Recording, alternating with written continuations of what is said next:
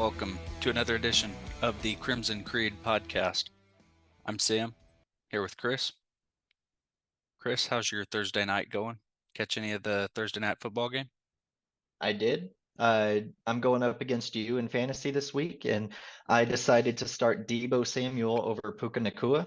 I think that was a very good decision. Last I saw, he had already earned me 25 fantasy points. Yeah, Debo's had a good night. Been a good night for him, for Brock Purdy, the Iowa State alum. Um, Pretty exciting. Pretty exciting. I understand you're going to be going to a high-profile game this weekend. Talk about that a little bit. Yeah, that's why we're doing this tonight instead of tomorrow night. Uh, for those of you who don't know, I live in Chicago. Sam still lives in Oklahoma. But I'm catching a train to South Bend, where I'm going to go watch the number 9 Notre Dame Fighting Irish face off against the number 6 Ohio State Buckeyes. I'm going to be going to game day Saturday morning. I'm going to be watching the OU game on my phone and in the hotel room, and I got some really good seats near the 50-yard line for a great price. I'm excited to go to that game. But that's not going to be the only good game this week. I mean, there's a bunch of good games this weekend, like Clemson versus Florida State. Yeah, I don't know how good of a game that one's going to be. I think Florida State had a bit of a down week against Boston College, but um, I think they take care of business for whatever that's worth. I told everybody here last week that Tennessee was going to cream Florida, and had to eat my words on that one a little bit. But Maybe thing a I'm little. definitely interested to see about the Buckeyes and the Irish matchup is if we get a scene like we had, I think, in 2017 when Georgia went to Notre Dame and Georgia absolutely just packed Notre Dame stadium full of fans. Um, that was I'll take pictures. yeah, that was such a Georgia overrun in that game when it came to the fan representation. Um, it was really pretty outstanding, pretty pretty eye-opening. So be interested to see if the Buckeyes share that same passion to get out there, um, have the Columbus is same. certainly closer than Athens. Yep, that it is. That it is. I'll tell you what I don't think we're going to see there. I don't think we're going to see either one of those teams win that ball game 66-17. We had a heck of a showing against Tulsa last week, no doubt. Um, had our own Randy Moss type receiver going. Mr. Nick Anderson, 3 receptions, 120 yards, 3 touchdowns. I believe that's where he ended up. That was his stat line at one point, but I think that was his final line as It well. was Um, Got to see one of those, of course, come from Jackson Arnold, so that was neat. Good to see. Good to see Arnold getting some meaningful snaps in there, aside from his little belldozer type package. Um, Overall, I thought it was a really good showing. Tulsa had the strong second quarter where they really took advantage of some little pockets of space in our zone defense that we were running at that point. Um, and I think after that first drive of the second half, Tulsa comes out, they drive down the field, and we hold them down on our end of the field to a field goal. Um, that showed that we've got the capability to make the adjustments whenever we're facing some adversity there. Same as what we saw against SMU. We struggled a little bit midway through that game against SMU, but we came out on top again. It's stuff that maybe we didn't see last year. Maybe these were losses last year. What really stuck out to you about our win over Tulsa this week? There were a couple things. The first thing, I want to give a stat line about our defense. Uh, we struggled for a few drives when they put in their backup quarterback, and then Tulsa's first drive, the second half, they go all the way down to the 2-yard line. Once they got to the 2-yard line on their first drive of the second half, do you know how many yards they gained for the rest of the game? Like including the first, second, and third down plays right there at the two? I don't, but what I do know is you're going to tell me, you're going to tell our audience. So tell away. 9 yards. They allowed 9 yards after that point. 9 total yards. Our defense, they finally figured out what was going on and they shut it down. And that's something we did not see last year. Last year, it would get to points in games where you could tell the defense knew what was coming. They knew where the run was going to be, they knew where the ball was going to be thrown, but our we didn't have any competitive depth, and some of our players that have since left weren't as good, and we couldn't stop it even though we knew it was coming. Now we know how to stop it. So that's one thing that stuck out to me. But the other thing that stuck out, man, oh man, is Dylan Gabriel better this year than he was last year. Last year, on third down situations, he'd chuck the ball downfield and he'd overthrow his guy by 20 yards. This year, he's hitting his guys in stride in the face mask on third down. And I tell you, one player that really stuck out to me in this game, just other than like how well the offense played, one player that really stuck out to me is Jalil Farouk. Last year, Farouk was hit and miss. He'd have a great catch where he'd get 20 yards after the catch and he'd looked impossible to bring down. Then he dropped the next 5 passes that hit him in the hands, a few of them wide open. The Bedlam game last year is ringing a bell. He had that one touchdown catch, and he dropped like 3 or 4 passes after that. Didn't have another catch the rest of the game. He has been a very reliable set of hands this year. He's finding ways to get the ball away from defenders. He's finding ways to get defenders off of him on routes. I mean, he has just become so reliable. But I I'm hoping our offensive line can step up. The one complaint I had about that game is we still have yet to find a rhythm with the offensive line on run plays. They're protecting Dylan Gabriel pretty well. Only 1 sack allowed so far through 3 games, but they're not opening up any holes to the run game. And we're about to face a mean defensive line. So I think we had one heck of a game. Our offensive line needed some improvement, but our offense and Jalil Farouk especially really stuck out to me. What were your thoughts on the game? Who's someone that stuck out to you? I really like the look of the defense. Like I mentioned, we had the rough spot there through the second quarter where they were taking advantage of some opportunities. Tulsa was, but again, we shorted up. Second half comes Trace Ford. Um, Seeing Trace Ford really mesh into that defensive line, much to the chagrin of Cowboys fans. Um, it's exciting to see. It's good to see him there, see the experience that he brings.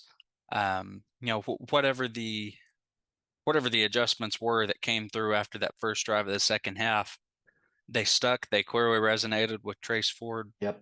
He gets that interception down there on Tulsa's end of the field. Really cool to see. Um, Ended up with 4 tackles, I think, himself. So a decent game. Defense overall pulled in 5 turnovers. I think our defense is taking advantage more of the opportunities that they're given. They're not letting those slip by so much. Um, Venables, Coach Venables, before the game last week, I believe he mentioned, last year we had 8 dropped interceptions, something like that. So that's 8 opportunities there that were missed last year. Got them this year. We're able to take advantage of them. So that's really good to see. It's really encouraging. Um, so yeah, we'll see kind of how it goes the rest of the way. Across the rest of the country, there wasn't too much in the way of upsets this week. It was a pretty most stuff went kind of as you expected. Florida State obviously had the close call against Boston College. Um, for me, I think the biggest thing we learned this week was that Alabama really does not have a quarterback, and we saw that somewhat against Texas. Um, but you chalk some of that up to the fact, well, it's an FBS school that's playing what's really their national championship for the season, because Texas is going to find a way to lose. They're not going to get to the real national championship. So going to Tuscaloosa, that's pretty much their championship. And Yeah. your quarterback's not going to be perfect there, but man, South Florida playing against South Florida and you win 17-3. That Man, it's that tied at 3 at halftime. that's a hard one to justify, hard one to Yeah. understand even. I tell you something that was hard for me to understand was after Texas went out and looked so good against Alabama. The game against South Florida showed us that Alabama's not as good as we think they are. It's still a heck of a win Texas had. It's hard to beat Alabama in Tuscaloosa, but that win doesn't look as impressive as it did. But on top of that, Texas, they were tied against Wyoming at the start of the fourth quarter. They had a heck of a fourth quarter to pull out the win, but people are talking about how Quinn Ewers is the best quarterback in the Big 12, and he might be by the end of the year, but I don't believe it right now. He had a nice game against Alabama, but he struggled against Rice, and his stat line against Wyoming as a five-star quarterback throwing to five-star wide receivers with five-star offensive linemen blocking for him. 11 of 21 for 131 yards and two touchdowns. Yeah, two touchdowns are nice, but almost just barely eclipsing 50% against a team like Wyoming when you're as talented as Texas is. There's not really too much of an excuse for that. But you mentioned Florida beating Tennessee. That was pretty surprising to me. Like I wasn't expecting Tennessee to blow out Florida, but I wasn't expecting Florida to put that type of game together. Uh, so that was pretty cool to see. Uh, and then Missouri, that the way that game ended, hitting a 61-yard field goal against Kansas State, number 15 Kansas State, to win the game, the longest field goal in SEC history. That was pretty cool to watch. I was kind of hoping for both teams to lose because I'm tired of Kansas State, but I also don't like Missouri. But it was a good game. Yeah. Yeah, and going back to Texas, like you mentioned, I'd seen it asked a couple times on social media, why is Wyoming playing at the level they're playing at? Not to say that they're playing like an elite ball squad, but to say that they beat Texas Tech, someone who some people had doing a bit more with their season than what they've done. Um, but looking at their roster, their depth chart, they had the transfer quarterback starting Andrew Peasley from Utah State, solid quarterback. They've got one transfer starting on the defensive side, but that's really it. You see these year over year increases in production and talent. A lot of times nowadays, you can attribute that to NIL, to the transfer portal, to a lot of things, but it really doesn't even fit that mold. What I do see is a ton of experience, tons of juniors, grads, seniors. Um, so maybe it's just Wyoming's year to kind of make a run at, um, maybe a really high tier December 31st bowl, December 30th, December 31st bowl, possibly even a New Year's Six bowl if they play their cards right. I think the one they're going to have to overcome there is Tulane. Tulane kind of has the big spot right now for those kind of Cinderella slash underdog type teams. But we'll see how it goes. Looking ahead to our game against Cincinnati this week, I think OU's got a lot that we learned last week, that we learned against SMU, um, that we can put into action this week against Cincinnati. You mentioned their defensive line. Cincinnati does pack a nice punch on the line. A lot of guys around 6'2", 6'3", close to 300 pounds. They're sizable guys, and they're usually rushing 3 to 4. They're rushing either 3 or 4. There's not a whole crazy lot of blitzing that goes on with 5 guys or more. You get some of it, obviously, but most of what they do is kind of a Tampa 2 or a deep cover 3 type look, which, again, similar to Tulsa. I mentioned this about Tulsa. As much as they run zone and cover 3 schemes, it leaves a lot of room for fast wide receivers, like Nick Anderson, like Andrew Anthony. Leaves them a lot of room to go and find those holes in the zone coverage. They can get there quickly before the D line is able to get to Dylan Gabriel. I think even, being the state of their D line, I still don't think they consistently overpower our offensive line. So I'd be on the lookout for that. They've got a secondary that is really not very good. A lot of their defensive success comes from the ability to get penetration at the line of scrimmage. Um, so we'll see. Definitely don't have Sauce Gardner anymore. No, they sure don't. I think OU probably runs the line of scrimmage from the offensive side of things against Cincinnati's defense. We'll see how it pans out, but I don't see too much of a defensive challenge presented by Cincinnati here. What are your thoughts on the Cincinnati offense? What does our defense need to be playing and looking out for? Who's going to help us? So, as some people might remember, Cincinnati's quarterback is someone we have faced before, Emory Jones. We faced him in the Cotton Bowl blowout, the 55-20 blowout against Florida back in the 2020 season. Kyle Trask kind of shared starting reps with Emory Jones because he wanted to play with this team, but he was also about to get drafted, so he didn't play too much. If I'm remembering the stat line correct, I think I looked at it earlier. Jones was, if I remember correctly, 8 of 16 for like 50 yards passing, but he ran the ball 10 times for 60 yards. Hey, He didn't have a bad correct me if game. I'm wrong, but he was playing on the Florida team that was just the scrubs, according to Dan Mullen, right? Yeah, that wasn't the 2020 Florida Gators. And according to James Houston, we weren't on their level. But anyways, and he was right. We weren't. We were a level higher. Anyways, now he's the quarterback of the Cincinnati Bearcats. His arm has not gotten much better. He's still making a lot of questionable decisions with the football. He's still not very accurate. Last week against Miami of Ohio, who beat Cincinnati 31-24 in overtime. Last week against Miami of Ohio, he was 18 of 34, 265 yards and 2 touchdowns. But I tell you where Cincinnati's offense will kill you. That's on the ground game. 2 of their running backs, Ryan Montgomery and I guess Emory Jones, the quarterback, 2 runners last week had exactly 20 carries and over 100 yards. 2 runners averaged over 5 yards a carry. They ran for 273 yards. Ted Roof, in his press conference this week, gave an interesting statistic. Through Cincinnati's first 3 games of the season, their worst game running the ball, they earned 219 yards. That's more than we are averaging per game.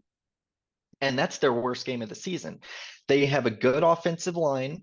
They know how to block these runs. And last week Tulsa showed that those little outside runs, those can kind of struggle with it. Those our defense kind of struggles with. If it's a run up the middle, we're going to shut it down every time. But those outside runs, Cincinnati is going to do a lot of those. They do a lot of outside zones. They do a lot of pitches to the outside. I saw 1 or 2 runs where Emory Jones did like the old Jamel Holloway style option, and whenever he kept it, boy, he can fly. He is really quick. So Cincinnati's offense is going to run the ball. Their offense lives and dies with the run. I think OU's defense needs to be prepared. The defensive line especially needs to be prepared to go up against those offensive linemen and to shut down the runs. But that also leaves play action wide open if we're not careful.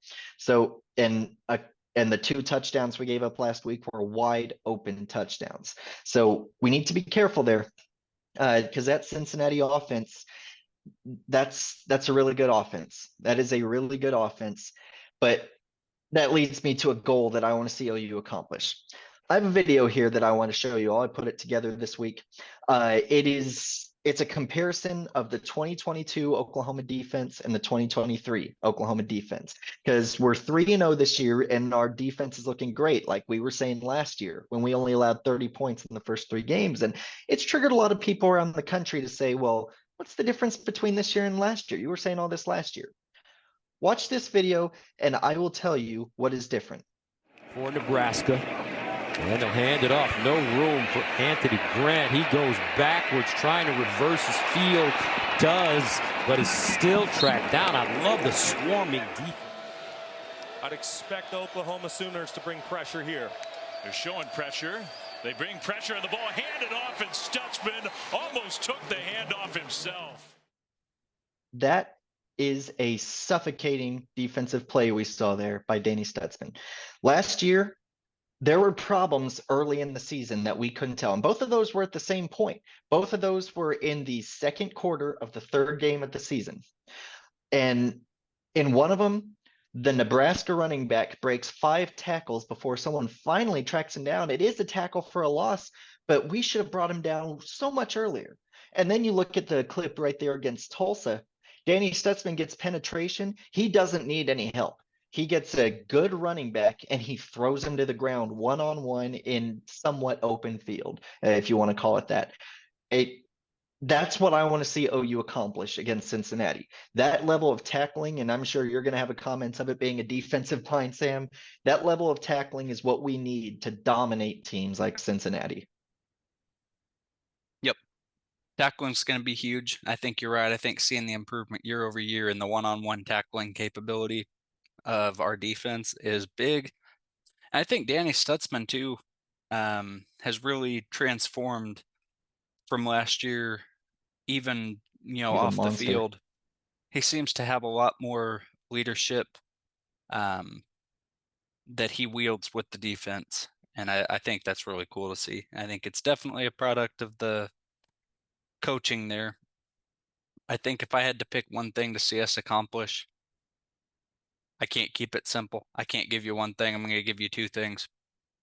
I want to see our run game take off a little bit. Like you mentioned, it's kind of lagged behind. It's not terrible. I mean, last week we averaged 4-something yards a rush on 20-ish carries.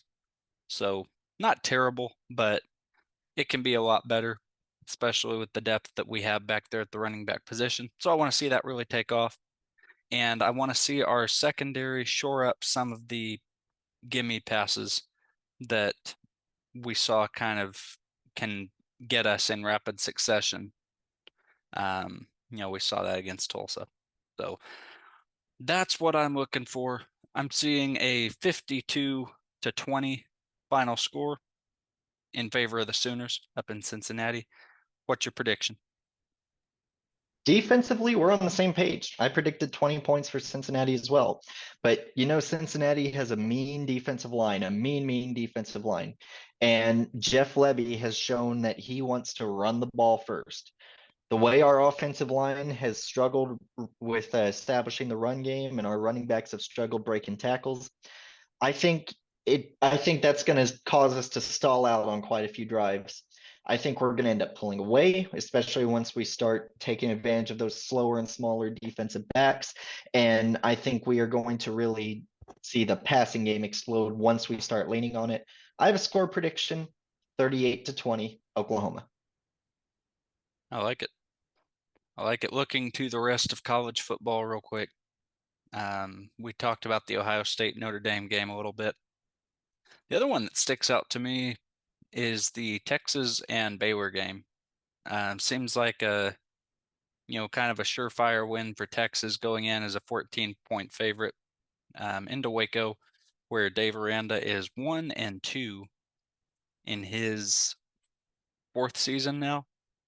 Not a lot of happy people in Waco right now, but Texas, like OU over the last few years, has a habit of losing at least one game each year that they really shouldn't lose when it gets to conference play. I think, 2 weeks after Alabama, a week after struggling to put Wyoming away, this has all the makings of a trap game in conference for Texas.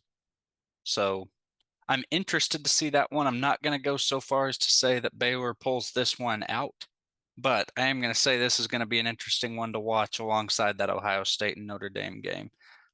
Where else are you looking aside from South Bend? I agree with you on that. And this is going to sound weird, but I think ESPN is expecting an upset there. I don't think Baylor will be able to pull it out, even though they almost beat Utah a couple weeks ago. I don't think they'll be able to pull out a win against Texas. The reason I say that I think ESPN is expecting an update is because early last week is when they announced the game times for the games this Saturday. This wasn't something decided months ago. It was early last week. And there are 3 big games on ABC that day. There's number 4 Florida State versus Clemson. There's number 19 Colorado versus number 13 Oregon. That's going to And be there's another one to watch. Number 10 Oregon. Yep, that could be really exciting. And then there's number 3 Texas versus unranked Baylor. Guess which one got the primetime slot? Not Clemson versus Florida State, not Colorado versus Oregon. All 3 of them are on the same network. They gave the primetime slot to Texas versus Baylor, 6:30 on ABC. They normally only do that with a game with a game like that when they are expecting an upset or they think an upset is very possible. I don't think Baylor will be able to do it, but I think it'll be a good game. I think Arkansas versus LSU is a potential trap game for Brian Kelly and LSU. LSU could very easily beat them by 40, but I think it'll end up only being like a 5-point game. And I think Ole Miss has what it takes to beat Alabama. This is going to be a really good weekend of college football, but number 15 Ole Miss versus number 13 Alabama. I'm not sure Alabama's offense is powerful enough to keep up with Ole Miss's, assuming Ole Miss can score on Alabama's defense. Yeah, and this is where I was going to say, I know for a fact Ole Miss has what it takes to beat Alabama. The question is, can they execute? That's the question so often for opponents against Alabama. Ole Miss has the one thing Alabama doesn't. Ole Miss has a decent quarterback. Yep, Jackson Dart in there, 850-something yards, 7 touchdowns on the season, and he's their leading rusher. He's got 32 carries for 213 by himself. That's pretty crazy to me that through 3 games, their quarterback is the leading rusher. Yeah. More power to him. But I think Ole Miss definitely has it in the toolbox. Do they use it? Do they execute it? Do they walk out of there with the win? I don't know. That's a hard one for me. And I think Alabama's definitely, I should say Nick Saban is probably going to feel very inspired to win convincingly this week after the way the last couple weeks have gone. Now, real quick, game of the week this week, and no other game could possibly be as good as this one. It's just, it has so many playoff and conference championship implications. It could be the game of the year. Oklahoma State at Iowa State. Who do you got? Iowa State. Go yeah, Cyclones. Especially considering it's at Jack Trice Stadium. I think Iowa State will win 5-3. Here's the real question, Gosh, though. those teams are so bad. Is Matt Campbell on the hot seat? Don't let him hear you saying that. No doubt. I think as long as he pulls out at least 6 wins this year, he'll be fine. They love him. Yep, he'll be fine. What are you going to be looking for up at Notre Dame? What are you looking for to eat up there? What are you hoping to see? I don't really know what I want to eat. I know I'm going to be there for game day. I'm going to need to charge my phone because I'm going to be doing all types of stuff throughout the day. So I'm going to be going back to the hotel room after game day. So my darling fiance can take a nap and I can watch the OU game. But really, I'm just excited to see Notre Dame's campus. I'm excited to see touchdown Jesus. I'm excited to have good seats to a top 10 matchup in a historic stadium with 2 blue bloods playing each other. I'm really excited to see the campus. I've heard a lot of things about the campus, but I've never seen it. I'm really excited to see it. It should be good, man. Safe travels up there. For the Crimson Creed podcast, I'm Sam, here with Chris. Make sure to check out Chris's blog at SoonerPocket.com. Again, that's www.SoonerPocket.com. Great coverage there, great analysis of OU's on-field product. Hope it's a good weekend for everybody. Let's go get the win against Cincinnati. Boomer Sooner. Boomer Sooner.